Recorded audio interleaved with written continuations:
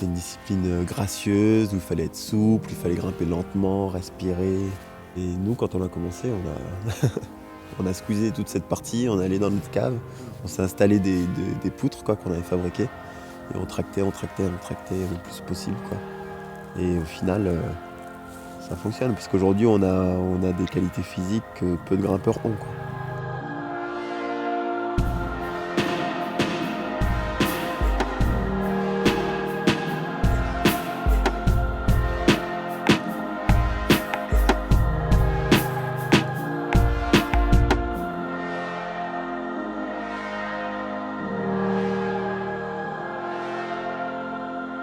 Il y en a pas mal qui ont besoin de décrocher en fait durant l'année. Nous personnellement on n'a pas trop besoin. On aime s'entraîner. On aime s'entraîner, du coup ça nous fait plaisir d'être là et de s'entraîner.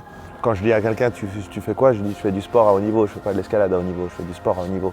Et après je détaille et je dis que je fais de l'escalade. Mais demain je peux plus faire de l'escalade pour X raisons, je vais aller me mettre à un autre sport où je peux m'entraîner très fort. Parce que j'adore m'entraîner. J'aime l'escalade, mais j'aime le sport surtout et l'entraînement.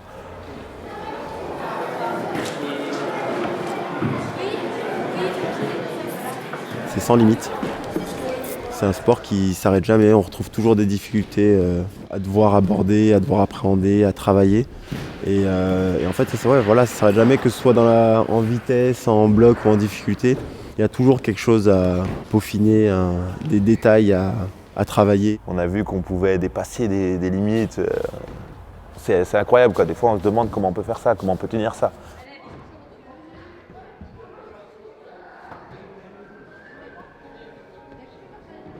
Donc là c'est une salle de bloc, donc on reste dans des salles privées. Donc le bloc, on a vu, il n'y a pas de corde, il n'y a rien, on a juste besoin de chaussons, de magnésie.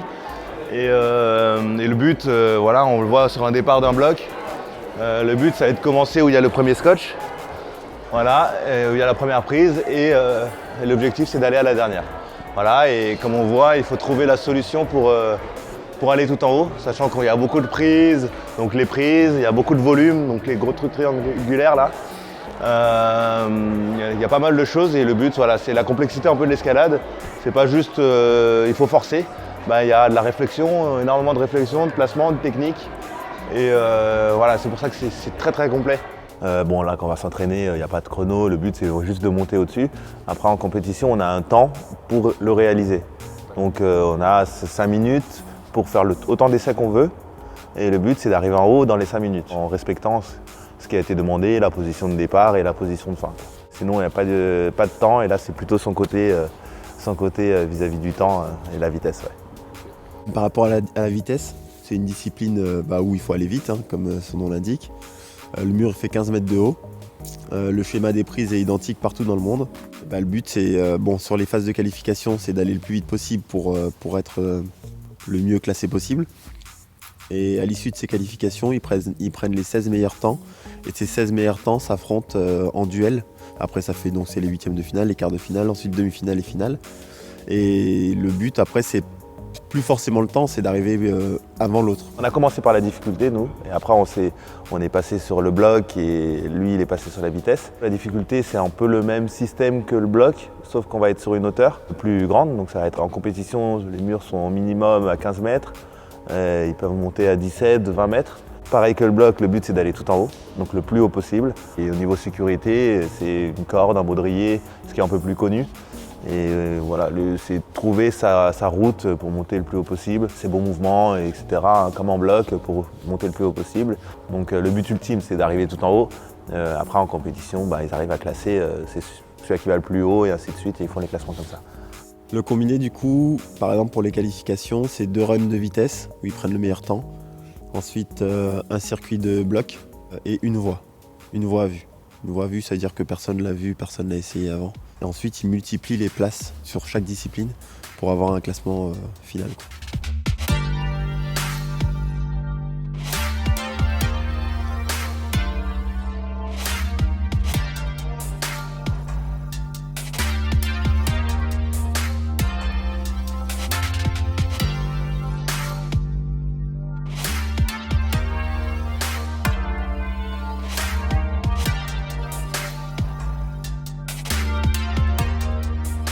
Nous, on était à fond dans la muscu, dans tout ce qui était prépa physique, donc on tractait, on faisait que ça quoi. Et en fait à l'époque c'était pas du tout ça l'escalade. C'était une discipline gracieuse où il fallait être souple, il fallait grimper lentement, respirer. Et nous quand on a commencé, on a squeezé toute cette partie, on est allé dans notre cave, on s'est installé des poutres quoi, qu'on avait fabriquées et on tractait le plus possible quoi. Les gens ils nous prenaient pour des fous, ils nous disaient, quand ils nous voyaient, ils nous disaient mais les gars ça sert à rien ça. Et nous on continue, on était persuadés que notre truc ça fonctionnait.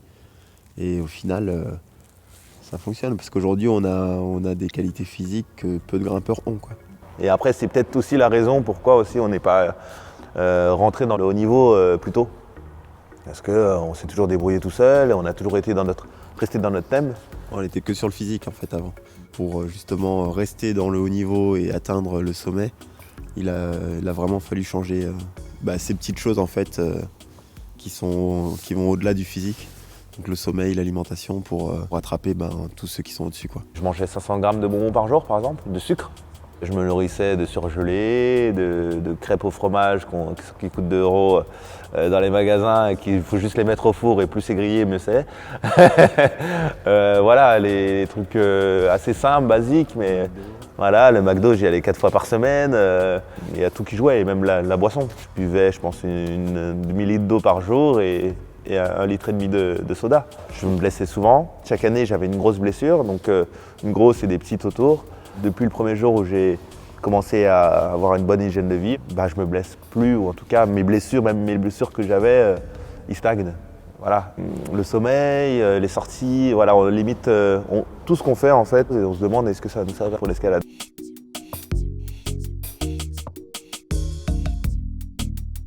On essaye de partager ce qu'on fait dans tous les sens, la motivation, donner de la motivation aux gens. C'est ce qu'on essaie de dégager et aussi l'escalade, on reste sur un sport très familial. Nous deux, on représente ça bien parce qu'on est des frangins qui ont les mêmes types d'objectifs. Là, avec les Jeux Olympiques, il y a la même discipline, mais c'est pas pour ça qu'on est en train de se taper dessus quoi. Quoi qu'il se passe, on s'entraide et on montre ce qu'on essaie de montrer quoi.